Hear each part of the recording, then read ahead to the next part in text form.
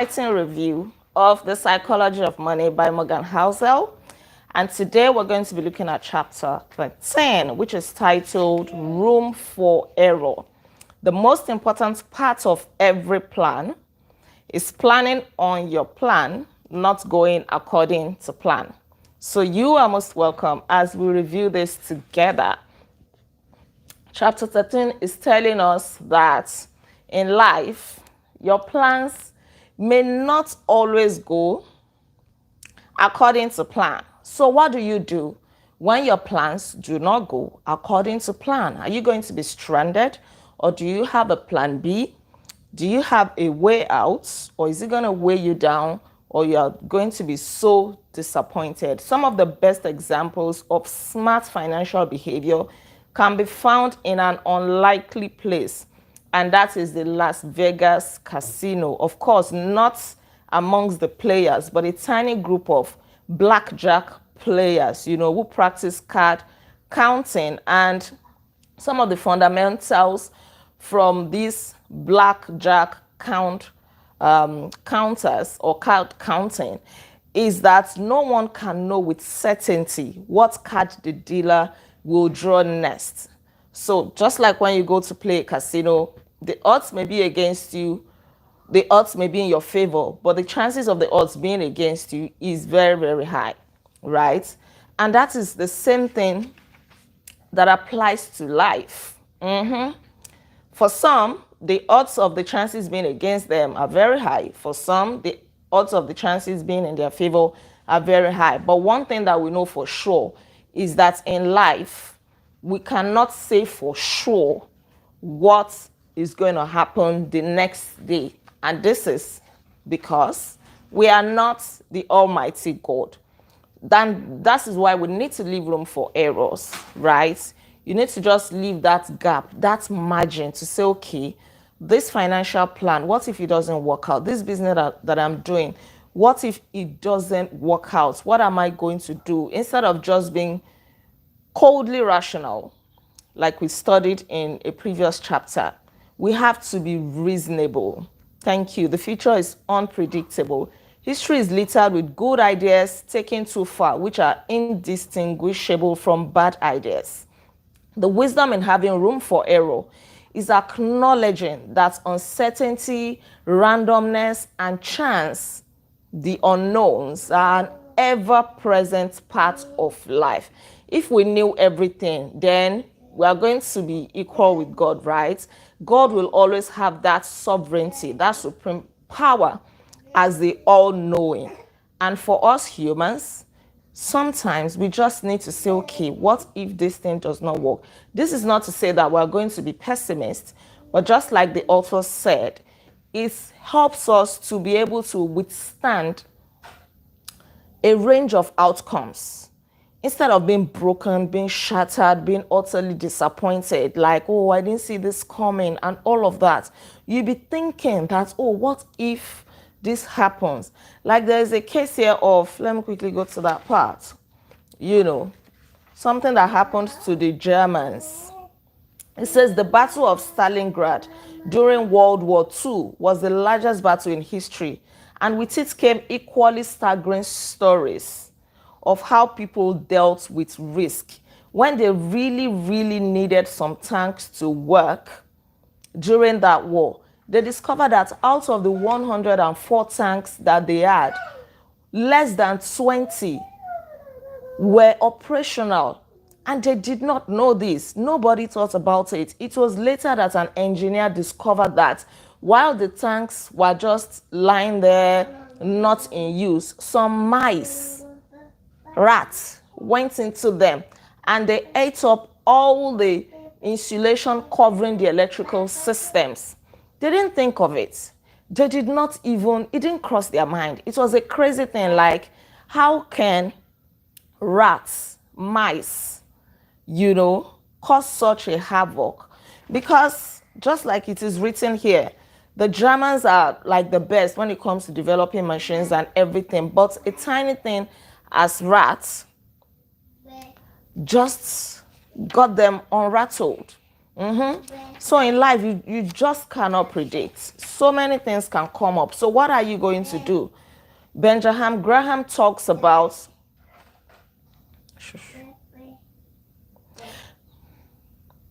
sorry.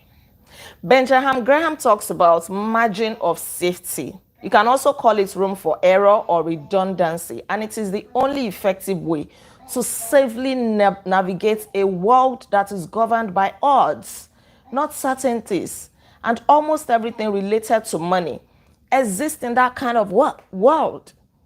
You cannot say for sure that the stocks that you put your money into is going to yield 100% or maybe even 90%.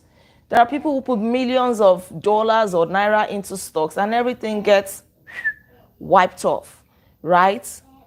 But then this is where we have to be reasonable. Like, you don't want to put all of your money into something. You want to leave room for error. When somebody is saying, oh, bring your money, let's do this business, you don't want to take all your gratuity. I had a very sad story some time ago. One of my sisters was telling me that a man that she knows has been reduced to nothing. He used to work in a very good company. He was earning a lot of money. And when he retired, he got his gratuity. And a man approached him to say, oh, we can help you with this investment and all of that and all of that. And he trusted the man so much. And he gave him all the money. And then the man disappeared. The man, stupid. Joy, come and remove this. And the man disappeared into thin air. And of course, this man was already elderly. He became sick. He's been reduced to nothing, right? This just tells us that somebody is approaching you. You don't even know about this investment. You've not done it before. It may not be so wise to put all your money. Leave him, leave him, leave him, leave him, leave him, leave him. I apologize for the distraction tonight. It may not be wise to put all your money into it, right? So always have that margin of safety. There is volatility. Anything can happen. And it may not be due to your carelessness or anything like that. Bill Gates said that when Microsoft was just starting out, when Microsoft was still a young company, he came up with this incredible conservative approach that he wanted to have enough money in the bank to pay a year's worth of payroll, even if the company was not making any sales, that there will be enough money in the bank to pay the salaries, to take care of the expenses, right? And Warren Buffett also expressed a similar idea that in 2008, he pledged that the rating agencies and himself to always run Berkshire with more than ample cash, more than enough cash, such that nothing will make him lose his sleep. That, oh, the company is not doing well, they're running at a loss, there's no money to pay the workers, and anything like that. So when forced to choose, I will not trade even a night's sleep for the chance of extra profits. These are people who leave rooms for errors to say, okay, what if this company is not making sales on time? And another example that is coming to my head, if you are a Nigerian, you know that Japa is a trending thing, right? I don't know if it's still trending like before, but of course, it is safe to say that it is still trending. A lot of people relocating abroad. But we have seen cases where people relocate without making any plans. I usually tell people that if you want to travel abroad, at least have money somewhere that can sustain you for the first 6 months. You can do more than that, but that's the minimum. The first 6 months, you are going to a foreign land. What if you don't get a job on time? Some people even travel banking on somebody else to accommodate them. Hey, this has personally happened to somebody that I know, right? The person that she was banking on to accommodate her just switched off his phone when she was about to leave the airport in Lagos. And when she got to South Africa that year, the person was not reachable. In fact, she had to stay with me throughout. It was the night before she would return back to Lagos that the person's phone suddenly started working again. And I was like, sorry. It just came up with one story, right? That's not the only example I can give. I can count, how many people have become victims like this. When you bank on someone, don't worry, I'm going to accommodate you. Some of them are too ashamed to say, don't come, I can't accommodate you. They will lead you on. And then you get there, their phones will suddenly become unreachable. So make plans, make your own plans. If you have money to process your visa, to buy tickets and all of that, then work hard so that you can have extra money to sustain you and your family. Some people even take families along without any concrete plan. You cannot run your life like that. You cannot treat yourself like that. Can you survive your assets declining by 30%? On a spreadsheet, maybe yes. On paper, that's okay, I'm going to do this. But in reality, if your business is not working today, what happens? Do you have any reserves somewhere? The investment that you do, if it doesn't work, do you have anything to fall back on, or you have put all your money into that investment? Another is saving for retirement. Retirement is going to come. You shouldn't catch anybody unawares. What are you doing? The money that you're saving, are you diversifying your portfolio, or you're just putting your money into a single portfolio? What if there is any form of disappointment when you're about to retire or when you eventually retire, right? What if the future returns are lower? You thought that, I'm going to make good returns from these. By the time I retire, I'll set up my business, I'll do all of that. What if the stock market crashes or anything like that? The answer to those what ifs is you won't be able to retire like you once predicted, which can be a disaster. The solution is simple. Use room for error when estimating your future returns. Leave room for error in the businesses you do, your investments, and everything. An important cousin of room for error is what the author calls optimism. Optimism bias in risk-taking, or Russian roulette, should statistically work syndrome, right? That means that you're optimistic, when you're taking your risk. And we should not confuse taking risk or leaving room for error to say that, you are careless and you're going to allow things that your money that you have worked for to go down the drain. No. And it is not being pessimistic either to say, it may not work, maybe. We approach life with faith, with so much faith. But then somehow we need to make plans. We need to think that, okay, I have faith in this thing and all of that. I know it will work. I trust God that it will work. But then we also apply wisdom to say, okay, it is wise not to put all of my money into this thing. It is wise to diversify. It is wise to buy into assets, to buy stocks, to start this business and all of that, right? So room for error does more than just widen the target around what you think might happen. It also helps protect you from things you would never imagine, which can be the most troublesome events that we face. So many people now, in fact, I cannot even begin to count. So many people who reach out to me to say, I invested in this, I did that, and I am old now, I cannot work again. They have nothing to fall back on. They worked so hard. They were not lazy.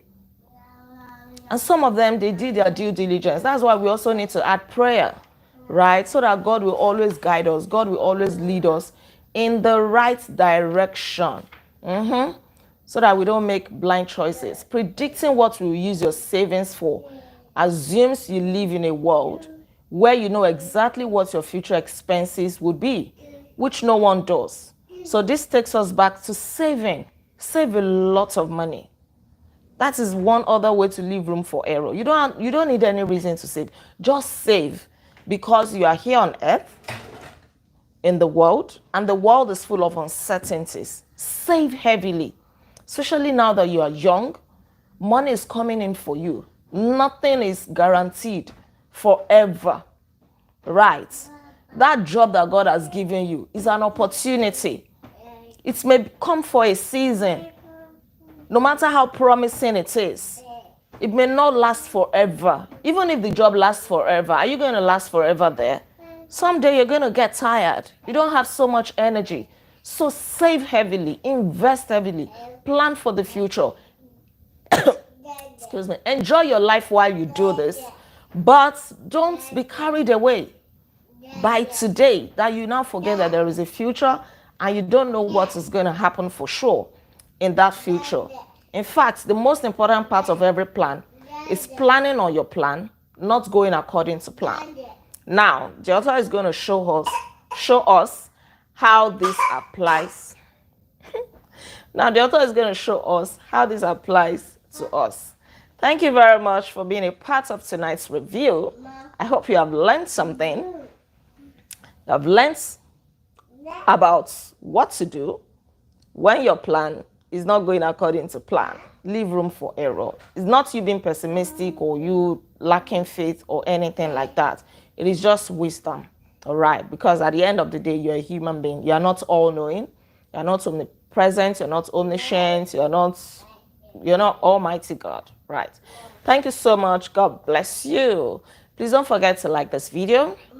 Drop all of your comments with me in the comment section below. And please subscribe to this channel in case you are yet to subscribe. Yeah, I wish we had more time. I know some people may want to argue that, well, there's no need. Let's not drag it further. Thank you very much. I'm going to see you tomorrow by God's grace. And then we're going to review chapter 14, which is titled, You Will Change. Thank you. Until then, be intentional. Bye-bye. No. Bye-bye.